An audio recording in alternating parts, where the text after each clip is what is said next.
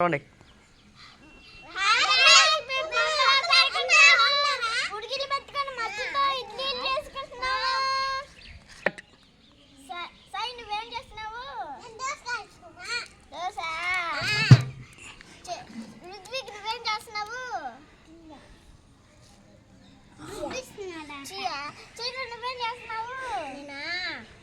అన్నం వండుతున్నా.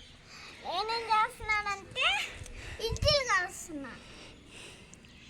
ఇప్పుడు మేము ఒక్కొక్క పని చెప్పేసేమో. ఇప్పుడు మేము అన్నం వండుకున్నప్పుడు అయిపోతే ఎవరు వండము చూపియాలి. నా అన్నం ఎంత ఉడికిపోతా